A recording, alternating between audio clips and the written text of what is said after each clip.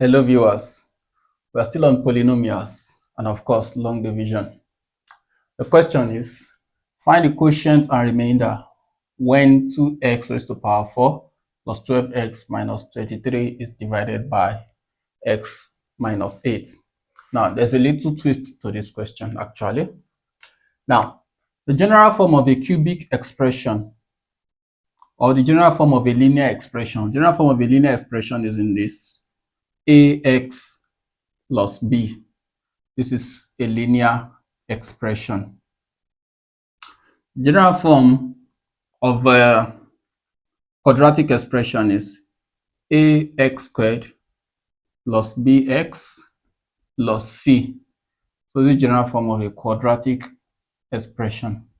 This is quadratic. It's an expression. The general form of a cubic expression is ax cubed, that's ax raised to power 3, plus bx squared plus cx and then plus d. This is the general form of a cubic expression. Okay, the general form of a quartic expression, that's to the fourth degree, fourth power, is ax to the fourth power plus bx to the third power plus cx to the second power and then plus dx to power 1 and then plus e. So this is general form of a quartic expression. A quartic expression. And we have them on and on and on. So this is an expression, this is an expression, this is an expression, this is an expression. Their degrees determine what type of expression they will be. Now, but if they are to be a function, then you see something at the back like f of x equal to, so in this case, it has become a function. And then we call this a linear function. If we had introduced f of x also equal to this a quadratic function. If f of x had come before this, it becomes a cubic function. If f of x had come before this also, then it becomes what? A quartic function. But if these functions are not included, if this f of x are not included, they are simply called expressions. So I believe you get the difference between an expression and a function now. So that is that for expression and function. Now this time around, we're talking about what? Polynomials. Okay, now this is a function if it turns to what? F of x equal to, and it's the same time as what? A polynomial. So but for us to be able to name it polynomial, we may decide to write it as p of x. It is still a function, but for the sake of being able to call it what? A polynomial. That's how we introduce what? P of x. So this is a polynomial in x. Okay, let's call this one P1 of x. Then we can call this P2 of what? Of x equal to, this is P3 of x, and this is P4 of x, all having equal sign. So these are four different what? Polynomials. So we call this one a polynomial of degree 4 because the highest power of x is 4. This is a polynomial of degree 3. It is not this 3 that gives the name of the polynomial, please. There's the highest power of the what? The variable that we are considering. So the highest power of x, which is the variable in this case, is what? 3. So hence the name, a polynomial of degree 3. This is a polynomial of degree 2. This is a polynomial of degree 1. So that's the idea.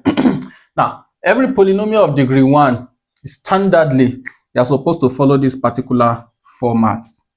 Every polynomial of degree 4 standardly supposed to follow this particular format. So let's see the polynomial we are given. In this case, our p of x, which is the polynomial, is given as 2x raised to power 4.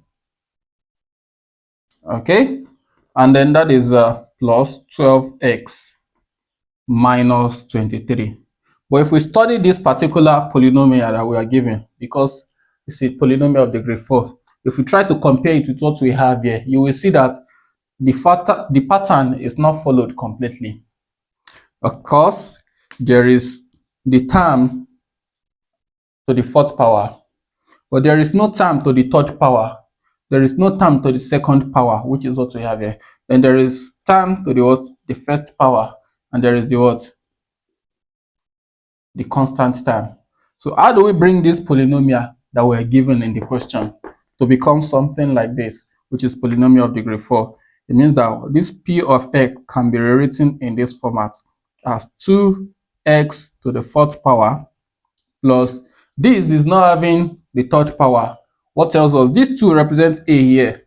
Then this b is the coefficient of x cubed. So what do? We have to introduce it so that we can have this in the course of our work. And for us to be able to have this, is going to be what? 0x raised to power 3. Why is that? Because there was no x raised to power 3. So when we put 0 as the coefficient, taking the place of b here, 0 times x cubed is the same thing as what? 0. So it is assumed that this is not there, but it has to be introduced for the sake and purposes of the work that we want to do. And then the next one will be plus 0x raised to power 2, which of course was not there too, but had to be introduced so that we can have the term in x squared. Then eventually plus 12x, and finally minus 23. So if we look at this now, there is the fourth power term, there is the third power term, there is the second power term, there is the first power term, and there is the constant term. So we have all of those taken care of in there. So the next thing now is to now carry out our division following the same order we did before now. We'll proceed.